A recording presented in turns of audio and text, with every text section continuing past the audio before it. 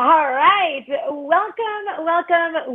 Thank you so much for tuning in. I'm GiGi Diaz, founder of Seizing Happy, mindset and branding coach, and honor personality with iHeartRadio. And today I have a very special guest joining me. And we're going to talk about some very delicate topics that I know the parents out there are going to absolutely love.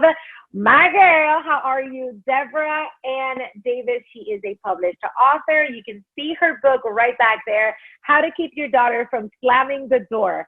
And this is a big deal because, God bless my mother. I was a really good kid, but I did slam my door as a teenager. It's just one of those things where it feels like the only power you have is just slamming the door. Can't believe she didn't let me go to the movies today. Welcome. How's it going? Glad to be here. My daughter said to me, you can't write this book because I never slammed the door. I said, oh, well, why do you think that is? That's exactly why I'm going to write the book. I love it.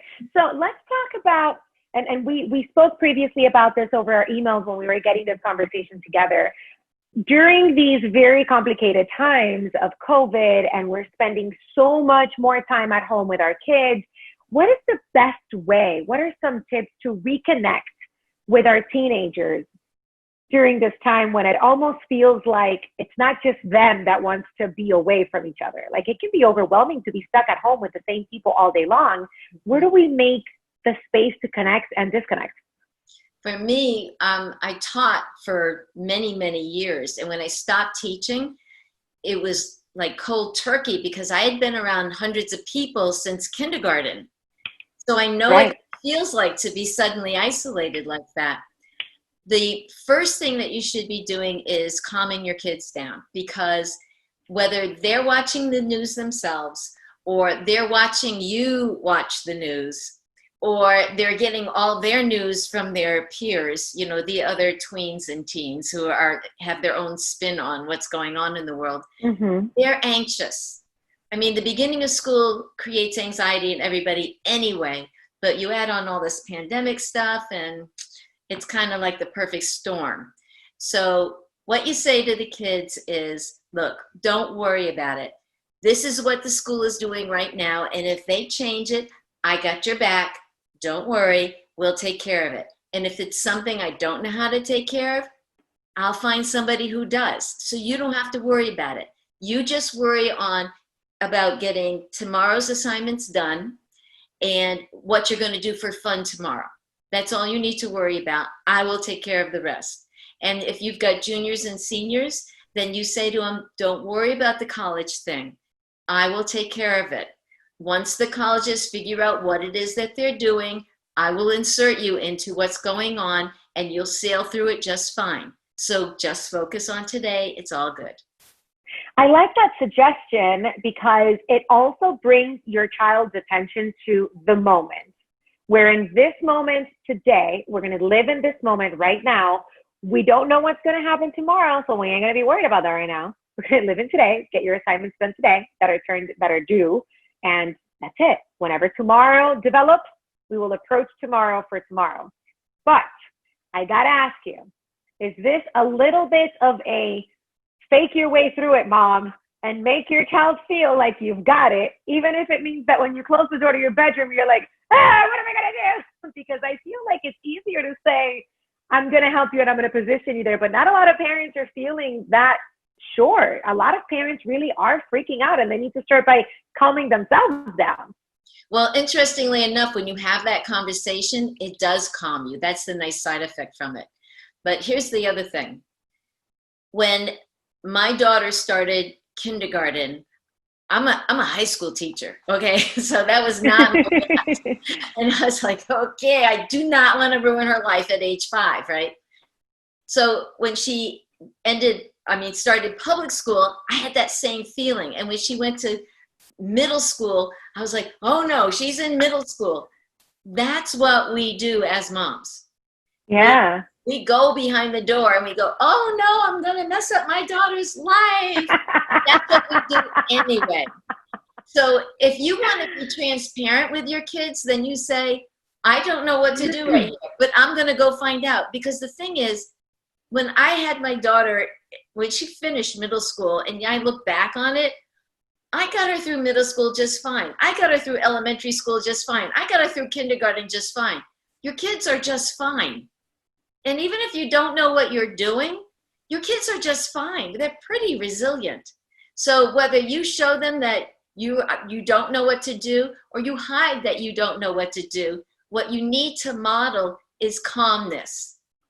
And you need to show them ways to be calm. And I'll show you a real quick one that's very easy.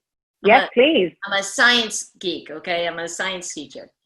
So when you smile and laugh, it creates happy hormones that flow through your body, right?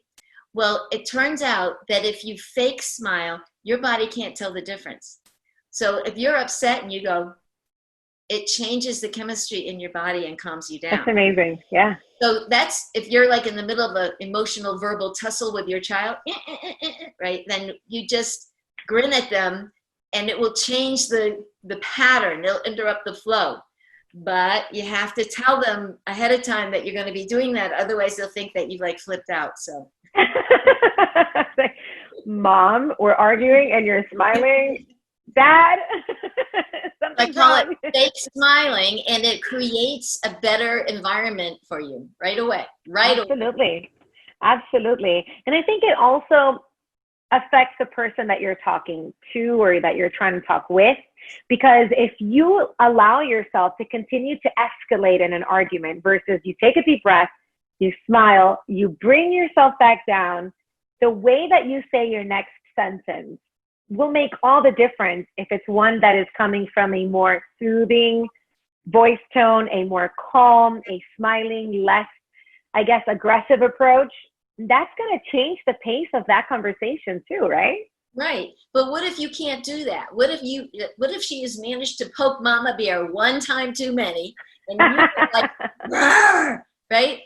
So you stop it. You just stop the whole thing. You say, you know what? I'm really mad and I don't want to be being mean to you through madness. So I'm stepping away. I will be back. I love you, but I'm going to step away. I'm going to calm myself down and then I'm come back and help you with this problem.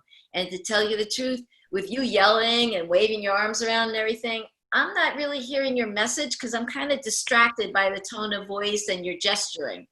So when I come back, if you're ready to talk, if you're feeling a little better, then we'll talk. And if not, we'll wait a little bit and then I will help you solve your problem.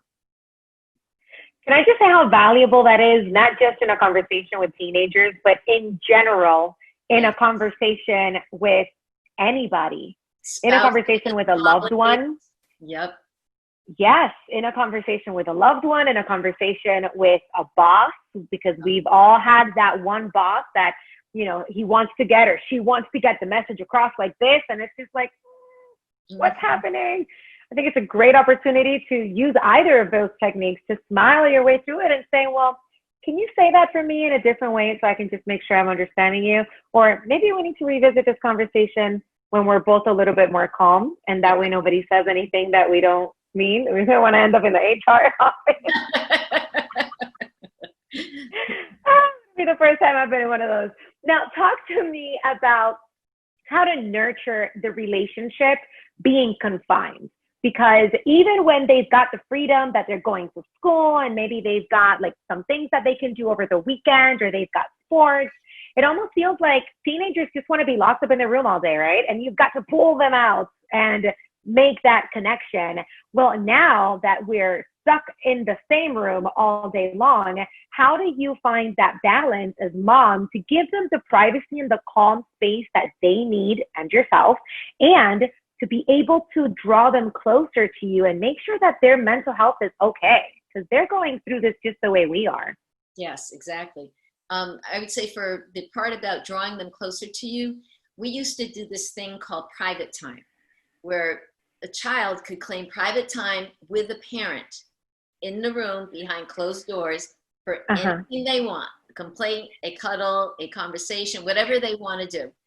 And nobody can knock on the door or anything. That is your time with that parent. You can claim it with either parent or both parents, whatever. And everybody does that. And when someone's upset, the parent says, would you like a little private time with me? You know, so it helps them come away from where the group is, where everybody feels like they're in the fishbowl being watched. So go behind a door with them, close the door, and say private time. The other thing is you have to get them out of the house.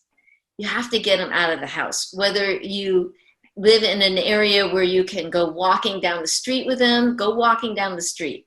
If you've got a yard, then invite over some friends and put them over on the other side of the yard and conduct some kind of a game.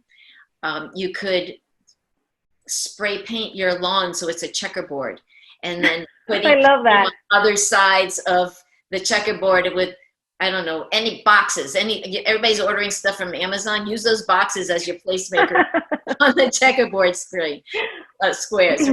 And then you can get over there and pick the box up and move it and go back to your side. I mean, it's all distancing. It's great. Any kind of thing that you can do that is unusual.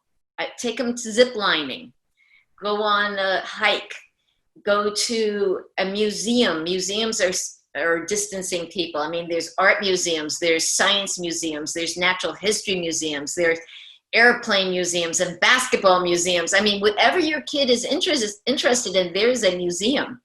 And then the whole thing about exploring your backyard, see what is in your neighborhood, right? I mean, there's stuff around here that you have never gone to look at. That's true of everybody. There's stuff around there that you've never gone to look at. So go out and find a family that's got kids your kid's age and meet them out there and do the social distancing and get to know each other and do the activity. But yeah, go out, go have some fun. Bike ride, do anything. Deborah, thank you so much for joining us today. You've got to check out Deborah's books. They are amazing. How to Keep Your Daughter from Slamming the Door. Also, How to Get Your Happy On, my personal favorite. And you can get those wherever you prefer to buy your books. If you do get a copy, make sure you tag me while you're reading and tell me your favorite chapter so we can chit chat about that. Always using the hashtag #ChatsWithGiGi.